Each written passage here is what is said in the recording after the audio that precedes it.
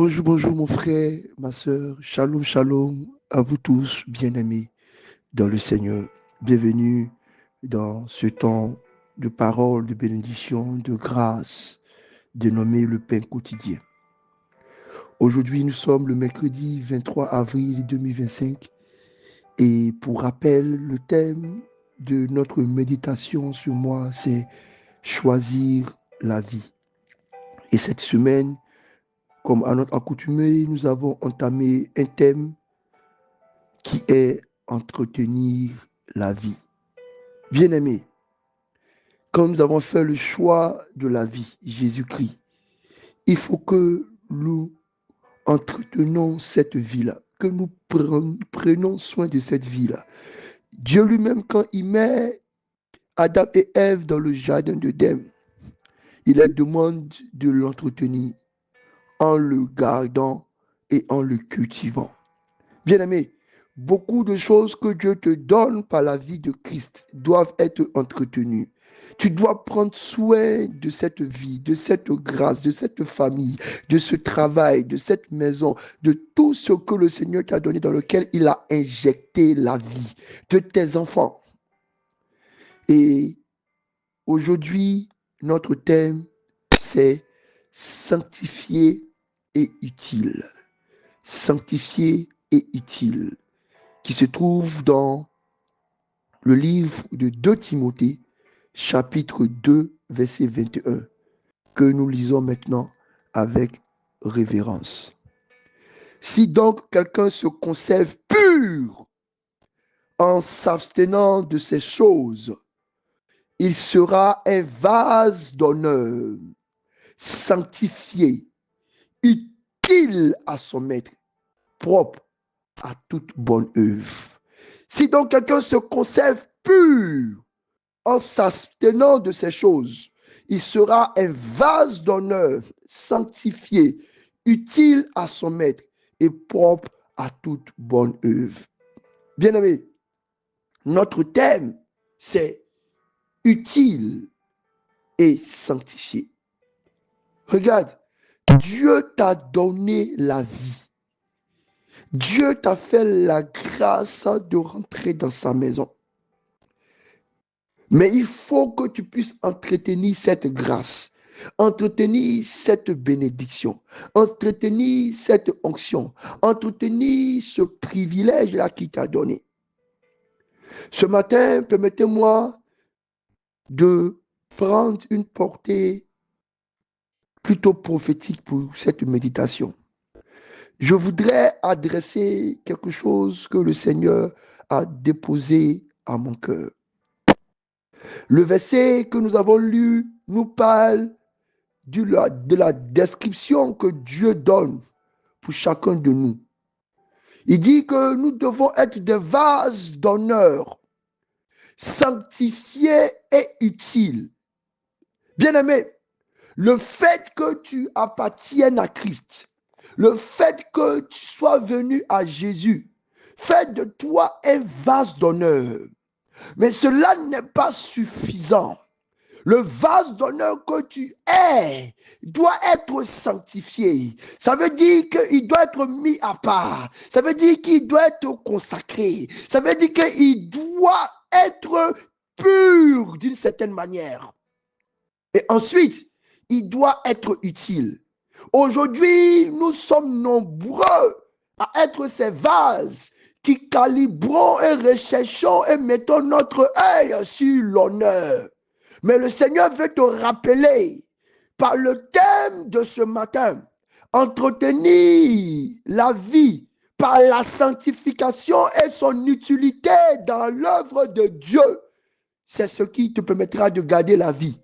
Parce que la vie même que tu as, cette vie spirituelle comme cette vie matérielle, si tu te trouves être inutile, Dieu dit, je viendrai et je te couperai et je te mettrai au feu. Tout ce qui est inutile, tout ce qui est comme l'herbe sèche, l'Éternel s'en débarrasse par le feu. tout ce qui est arbre, comme un figuier qui est en honneur, centre de la ville, qu'on peut voir de loin. Toi seul, on te voit. Jésus a fait, le monde a fait, la vie a fait. On te voit, toi, le figuier, habillé de toutes les belles fleurs, de toutes les belles fleurs et de toutes les belles feuilles, avec un tronc extraordinaire. Tu es un figuier d'honneur. Tout le monde t'a regardé mieux que les autres figuiers dans la zone. Mais quand on s'approche de toi, il n'y a aucun fruit. L'Éternel te dit maintenant, si tu veux conserver cette vie spirituelle à laquelle il t'a appelé, si tu veux conserver cette vie même matérielle qu'il t'a donnée, si tu ne veux pas voir tes jours être écoutés, Rebalou Sibagaga, rends-toi utile et porte du fruit. Un vase d'honneur, sanctifié et utile à son maître. Des personnes qui sont venues à Christ, mais inutiles dans la maison de l'Éternel. Des personnes qui sont venues à Christ, mais inutiles auprès du ministère. Des personnes qui sont venues à Christ, mais inutiles dans l'œuvre de la vie de Baki Asudebeda. Le Seigneur est en train de dire ce matin, tu veux conserver la vie. Ce n'est pas une menace sur ta vie matérielle, mais d'abord une menace sur ta vie spirituelle. Tu risques d'être un tombeau blanchi. Tu risques d'être un faux chrétien, un vase d'honneur, mais vide de l'esprit. Un temple, mais vide de la puissance, parce que tu n'es pas utile. Sanctifié et utile. Sanctifié et utile. Bien-aimé, le Seigneur parle encore à une autre personne qui n'est pas dans la sanctification. Pendant que je suis en train de parler de mon image, je vois des choses en train de défiler. Mais je ne les décrirai pas ce matin.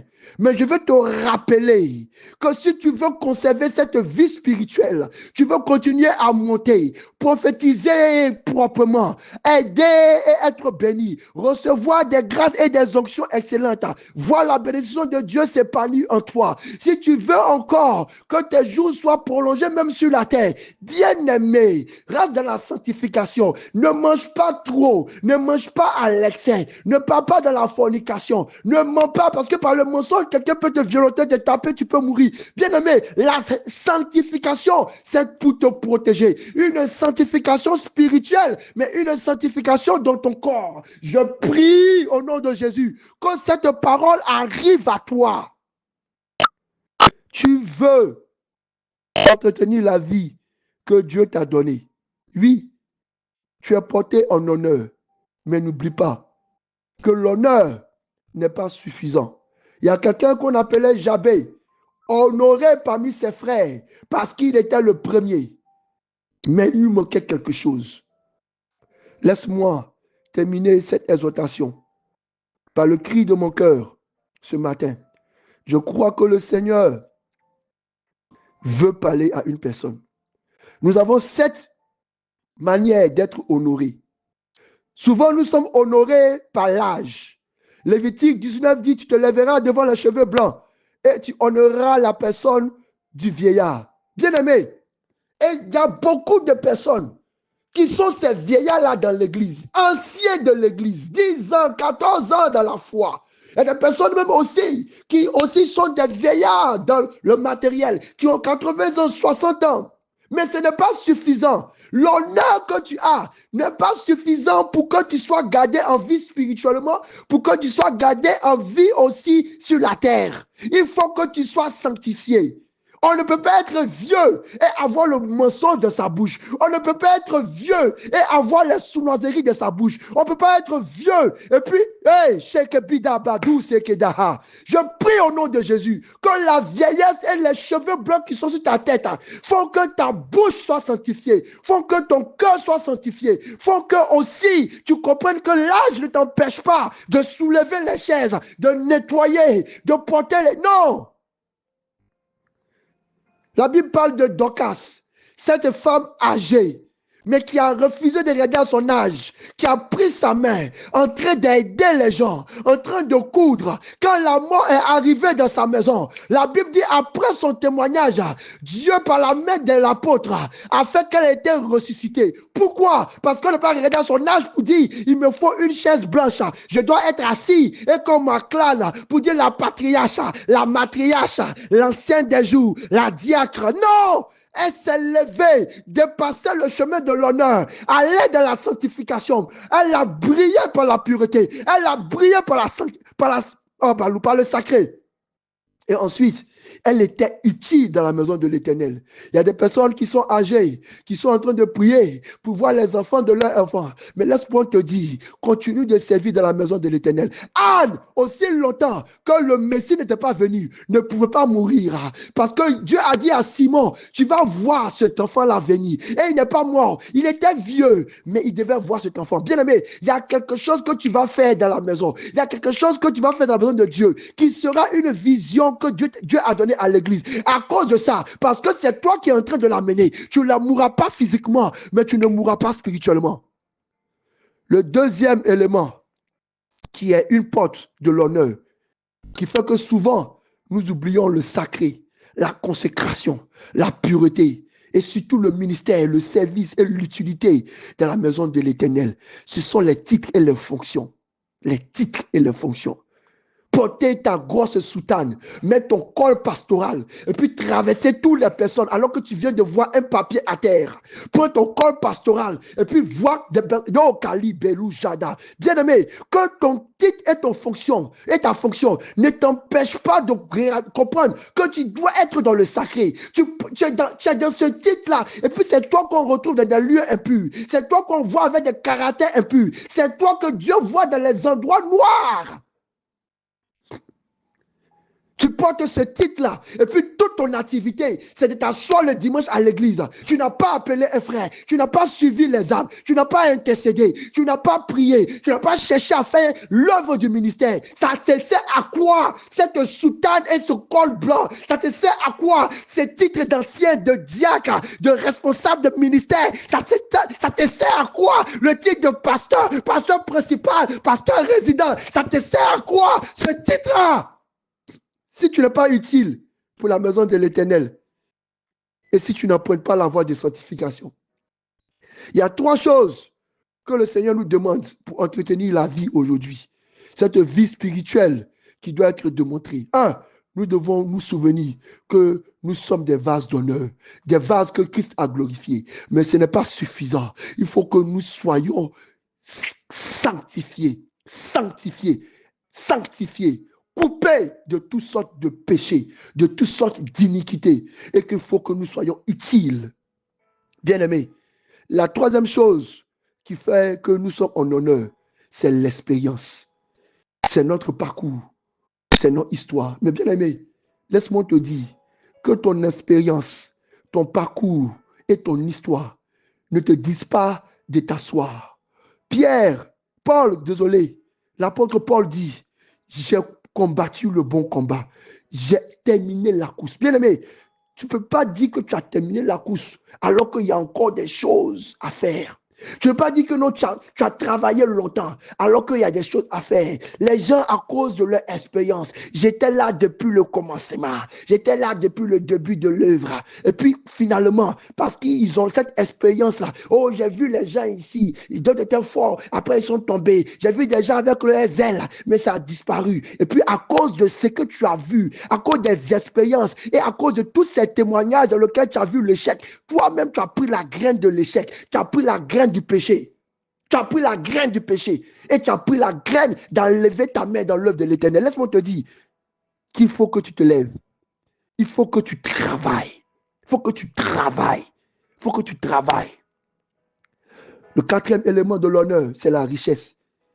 Il y a des gens, en regardant à leur fiche de paye, en regardant à leur salaire, en regardant à leurs frais dans l'église, finalement, voient toute l'honneur et toute la grâce que Dieu leur a donnée dans la richesse et décident de se cacher derrière ça pour vivre une vie de non consacré, refusant de se consacrer, refusant de se détacher, refusant de s'éloigner du mal et du péché. Et même à cause de cette richesse, il y a des choses qu'il ne peut pas faire. Allô, pasteur Nathan, mais moi quand je viens à l'église là, il y a toutes mes contributions, je contribue mais j'ai l'impression que les autres ne contribuent pas, hein. Mais nous on fait ça là, et puis en plus encore tu nous demandes d'aller nettoyer les toilettes. À cause de combien que tu as? Combien est-ce que tu as?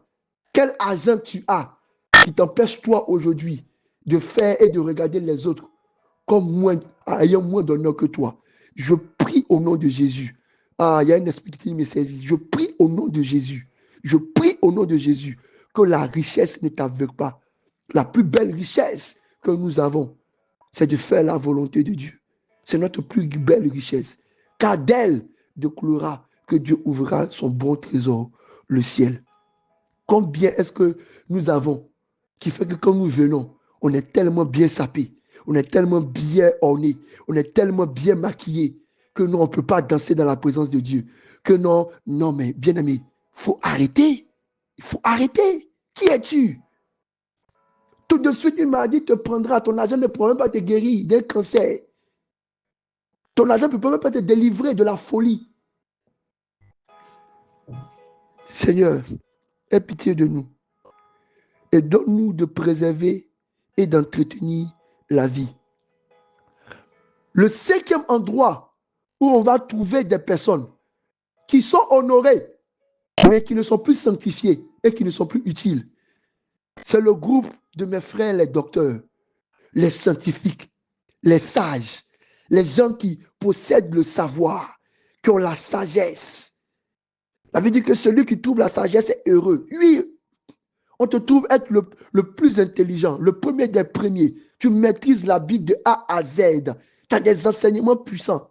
Mais Dieu est en train de dire tout ça là que tu as, cette sagesse que tu as, cette renommée que tu as, elle sert à quoi dans la maison de l'Éternel?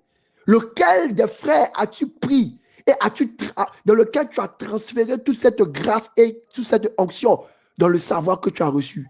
Dieu a regardé Daniel. Daniel avait l'esprit d'intelligence et de science. Mais Daniel a décidé de se consacrer. Il a jeûné. Il a vécu une vie de consécration en se séparant du péché. Et en plus, il était utile. La Bible dit qu'il a prié, il a travaillé pour le retour de son peuple, selon la prophétie que Dieu a annoncée. Toute cette sagesse et cette intelligence que tu as là, tu fais quoi avec? Dieu regarde à ta sagesse et à ton intelligence. Il dit, ce monsieur-là, il ne m'est pas utile.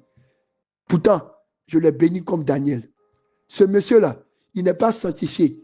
Pourtant, je lui ai donné l'esprit de révélation comme Daniel. Bien aimé, il y a des Daniel de notre communauté, des gens puissamment intelligents, des gens avec toutes les stratégies, experts en communication, experts en médias, experts en politique, experts, je ne sais pas dans quel domaine. Mais quand ils viennent à l'église, ils décident d'être inutiles. Et quand ils sont dans la société, tous les tares, toutes les choses dont on ne peut même pas citer le nom, c'est leur pratique. Bien-aimé, le sixième élément, désolé d'être un peu long ce matin, où nous sommes en honneur, c'est l'appel. Désolé. Il y a des personnes sur qui Dieu a placé un appel puissant. Il a dit, oh, je t'appelle Gédéon, je t'appelle David, je t'appelle Salmon, je t'appelle Samson. Dieu a mis un appel et une mission puissante sur la vie. Chaque jour, on les voit en train de tomber. Dieu t'appelle, Dieu t'a choisi, Dieu t'appelle, Dieu t'a choisi. Seigneur, oui, je réponds à ton appel, je réponds à ta mission, je réponds au sacré. Mais quand tu regardes à leur vie, quand tu regardes à leur témoignage, tu es découragé. Oui, Dieu t'a appelé, il t'a donné une mission. Il a dit, avec toi, je vais bâtir des choses grandes. Mais regarde, comment est-ce que tu es inutile? L'appel n'est pas suffisant. L'appel n'est pas suffisant. C'est pourquoi Jésus pouvait dire, plusieurs sont appelés, mais peu sont ceux qui ont été élus. Plusieurs sont appelés, mais peu sont ceux qui seront choisis.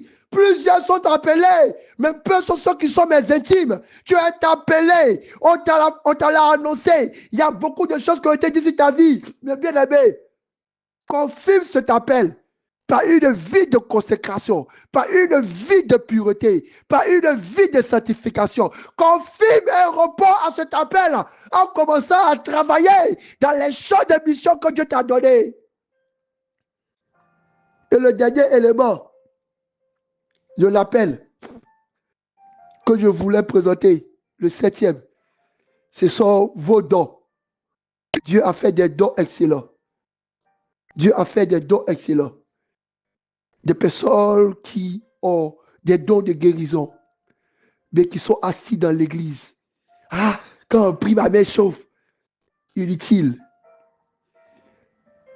Des personnes qui ont des dons de guérison. Oh, quand on prie, ma main chauffe. Et puis on les trouve dans la masturbation. Impure. Des personnes qui ont des dons de prophétie. Ah, j'entends la parole de Dieu de ma bouche. Mais quand on regarde à la vie, la prophétie, le don de miracle, le don de foi, est en train d'être utilisé, être sali, comme une mouche qui tombe dans un parfum. Bien-aimé, Dieu veut que tu entretiennes cette vie-là qu'il t'a donnée. Il veut que tu prennes soin de cette vie qu'il t'a donnée. Parce que tu es fils de Rehoboth, sympathisant ou bien-aimé dans la foi. Parce que Christ t'a racheté de la mort.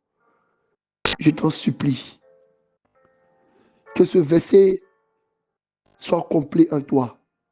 Vase d'honneur, oui, mais sanctifié, consacré, purifié, utile. Utile. Je prie au nom de Jésus que tu ne sois pas cet objet d'or qui devient un objet d'idolâtrie. Je prie au nom de Jésus que tu ne sois pas cet objet d'honneur qui est finalement jeté au pourceau. Que la grâce et la paix de l'Éternel soient sur nous tous et que l'Esprit qui a ressuscité Christ nous accorde de nous lever, conscient de tout l'honneur et de toute la grâce. Mon esprit voit quelqu'un qui a comme un vêtement en pourpre. Le Seigneur me parle de quelqu'un qui est comme un roi. Je ne sais pas où est-ce qu'on t'a élevé. Mais souviens-toi que ce vêtement, comme le roi Salomon, n'est pas le plus important. Sanctifié et utile pour Dieu. Bénédiction.